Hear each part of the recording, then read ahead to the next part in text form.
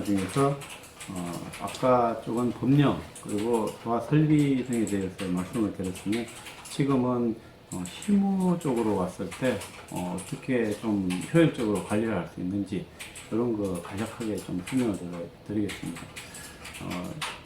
화재 연동을 정지로 해놓는 제일 큰 이유가 사실은 비화재고, 그러니까 감지기 오동작 이런 상태입니다.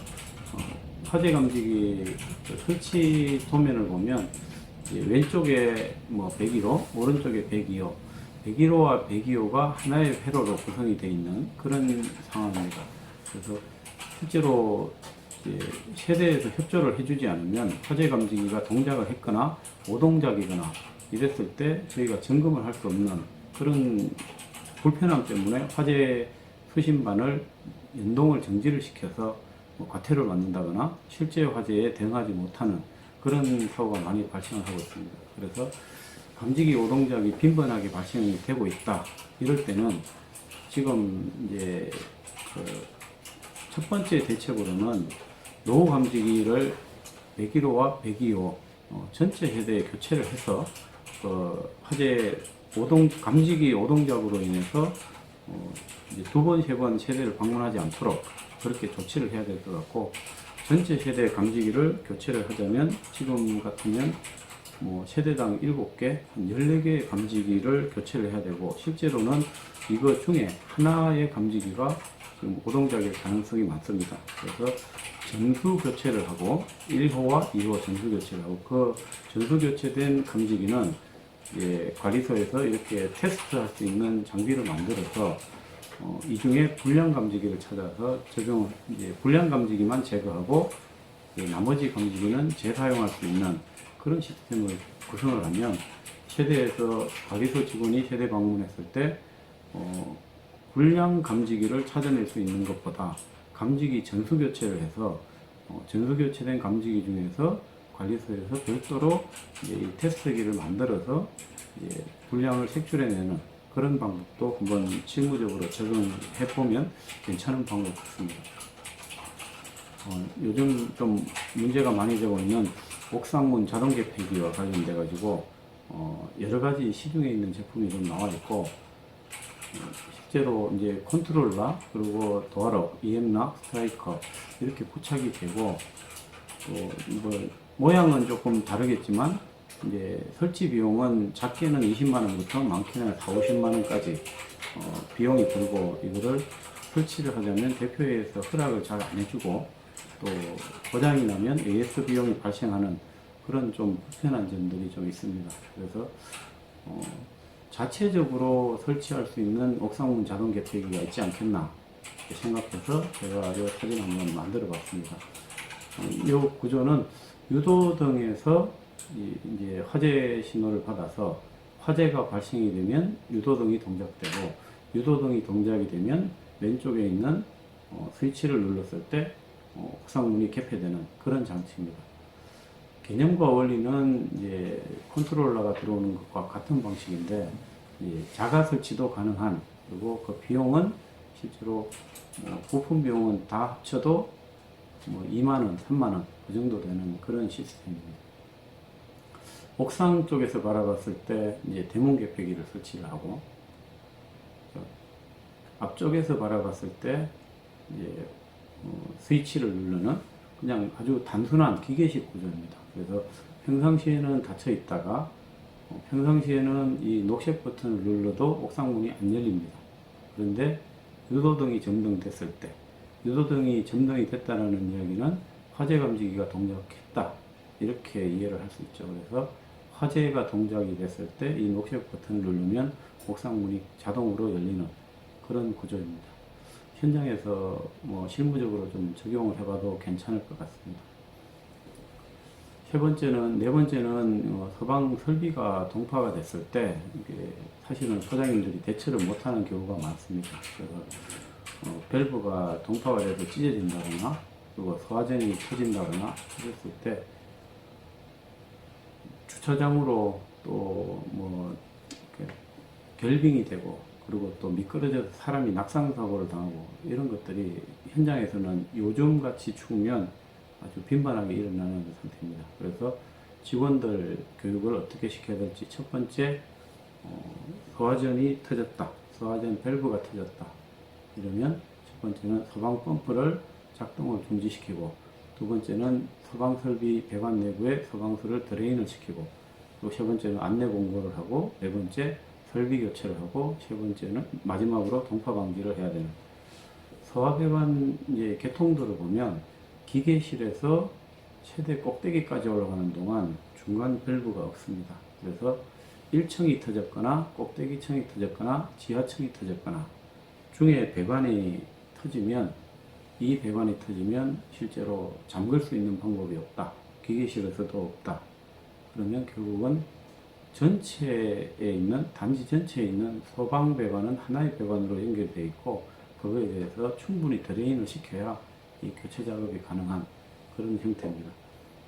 소방 펌프를 작동을 중지를 시키지 않으면 소방 펌프가 계속 동작이 돼서 동파된 이 밸브로 물이 계속 유입이 되는 그런 아주 현장에서 너무 힘든 그런 상황이 아주 많이 발생이 됩니다.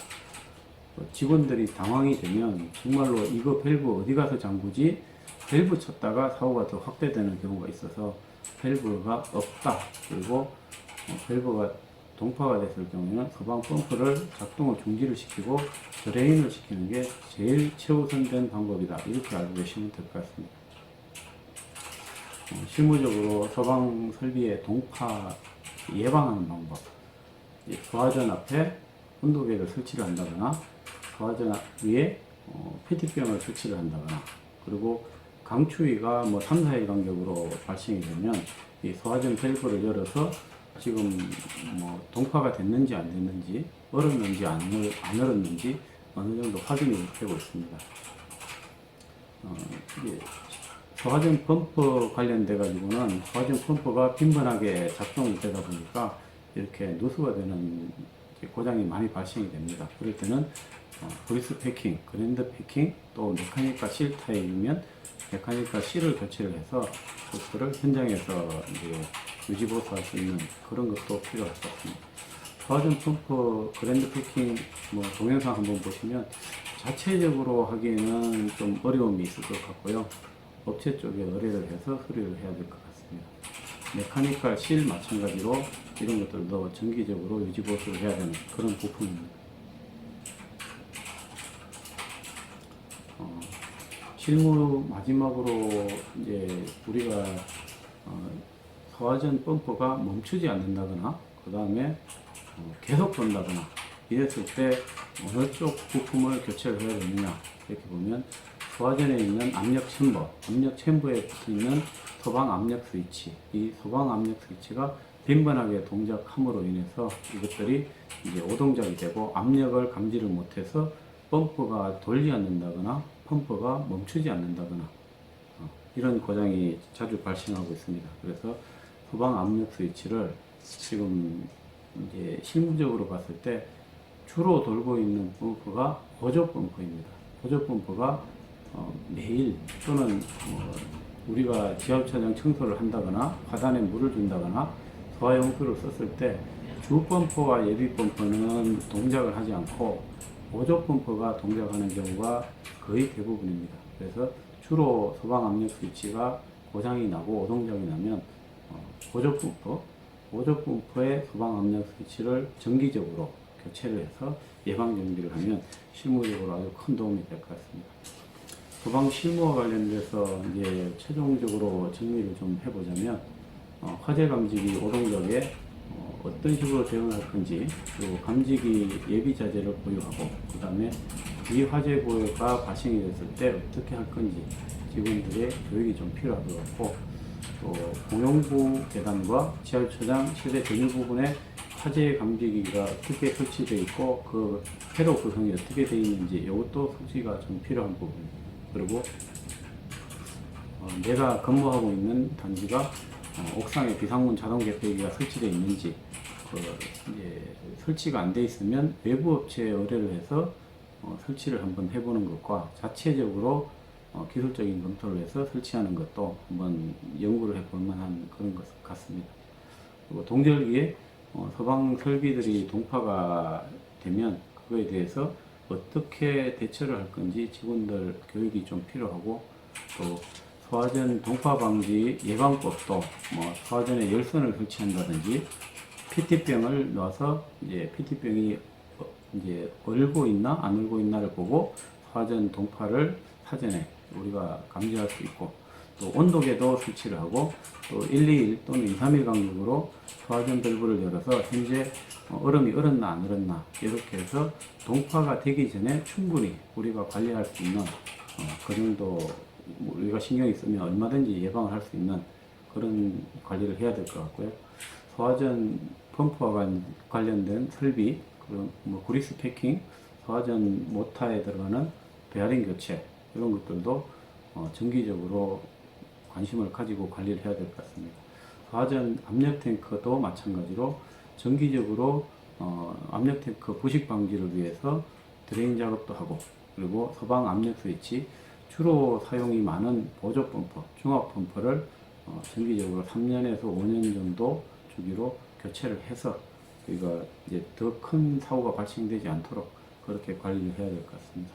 이상은 서방 실무와 관련된 몇 가지 팁을 말씀드렸습니다.